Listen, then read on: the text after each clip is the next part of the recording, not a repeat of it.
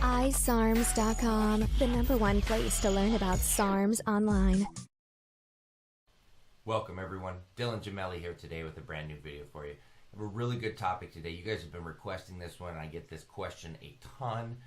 And it's actually not that difficult of a question to answer, but I'm going to get into it just so we can kind of understand some things. I want to talk to you about which is better, a short cycle or a long cycle, throw out some comparisons, some understanding.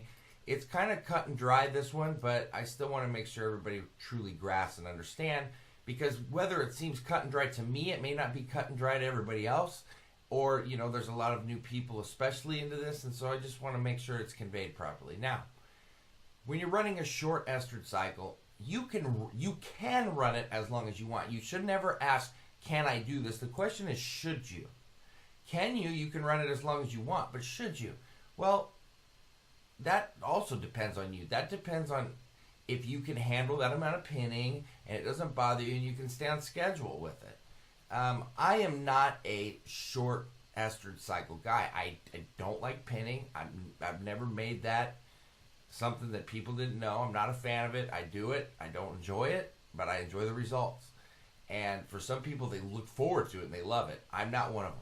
Everybody's different on what they like and they don't like. But if you don't like to pin, I don't really think the short estrogen cycles are for you at all. Having to pin them every other day. Generally speaking, there's not much pain, which when I say PIP, understand that means post-injection pain, so that you can understand the terminology.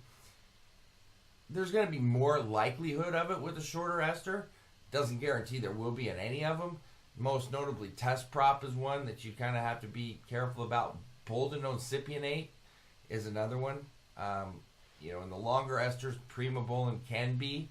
Other than that, you should be okay with everything. You know, it depends on you too, your technique, what kind of needles and equipment that you have to use, and some are better than others, and you know, it just depends on, a lot of it depends on you, if you even know what you're doing. If you've got the right technique, so you know not to hit veins and what to look for, you're going through all the processes. When you ask which one is better, it's not so much which one is better, it's which one's better for you. Because I don't really feel either one of them is any better than the other one, because there's people could say in the shorter cycle, well, it's better because you don't get suppressed as much because you're not on as long and you can run more cycles during the year. Then the longer ester people can argue, well, you're not even running a cycle long enough, you're not getting this out of it, you're not getting that out of it, da-da-da-da-da. There's compelling arguments both ways, and both hold some truth, but that's what it goes to show you. There is not one that's better than the other. Just like I said earlier, for me, the longer ester cycles are better. For you, perhaps the shorter. And then let's look at something like Trenase. Trenase is the short ester version of Tren, and that needs to be ran the first time you run Tren, because the beauty of that is this. When you're running something short estered and say your body's just not agreeing with it, it's in and out of your body so quickly that you're not going to have to worry about it getting out of your system and fighting any sort of side effects. If you've got Tren in your system too long and you're struggling with it and it's not for you and you need it out of your system right away, guess what? It's going to linger and linger, and you're going to have continued onset problems up to two to three more weeks. Whereas with a shorter ester one, it's going to be out of your bloodstream and everything within a few days. So that's something to look at. Now, on the longer ester, you've got a less pinning, like I said. One could definitely argue there's more suppression there, for sure. But you have less likelihood of having any bad pins or issues of that nature. And, it's possible anytime you pin, but it's less likely, obviously, the less you do it. And some people prefer to be on greater lengths of time. And especially for someone that's on TRT, those are great types of cycles. If you're not, I'd be a little hesitant to be running them too long. It doesn't mean you have to run short esters. You could run a shorter cycle, just 12 weeks as opposed to 20. But if you're going to run something like Equipoise, it's 16 weeks as a bare minimum. Primobolan's one that I like to see ran 14 weeks. So you got to, if you're picking compounds, you got to understand they got to be conducive to what you're doing. You can run a long and short ester together. It's not like you can't. You can do that all day long. But how smart is it? How smart is it to be on a long ester of test and then to stack it with 2 or 3 short esters? So let's just throw something out there. Let's say you're running test, Tren-Ace and masked prop, but you're running test cypionate.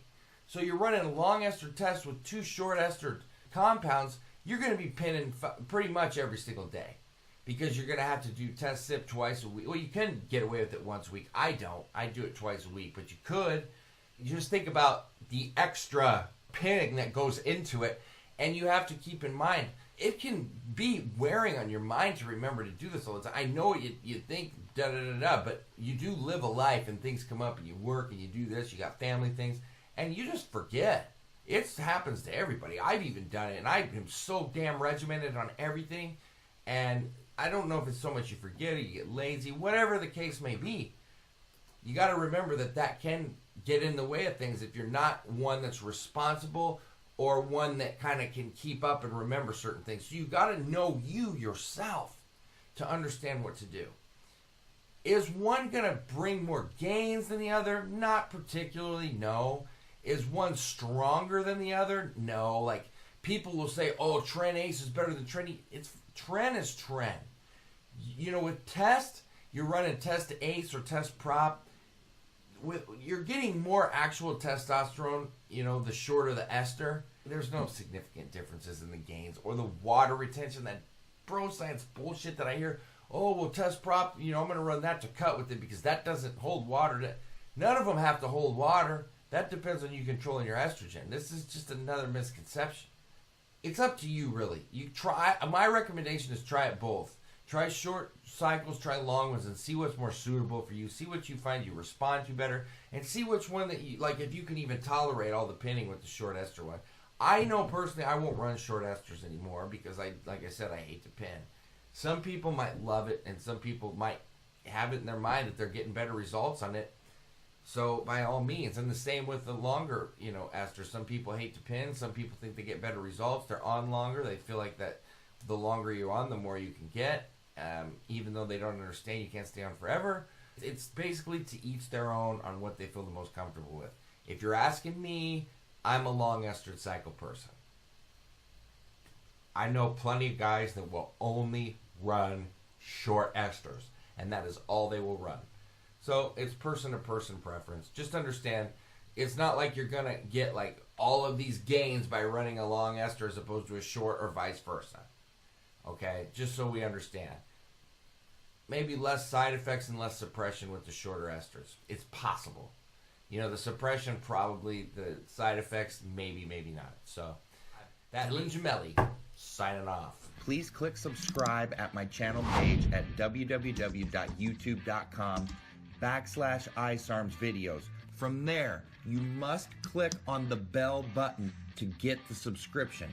After you click on the bell button, you will then click accept notifications, followed by get video updates, and then you will have a full subscription to my channel.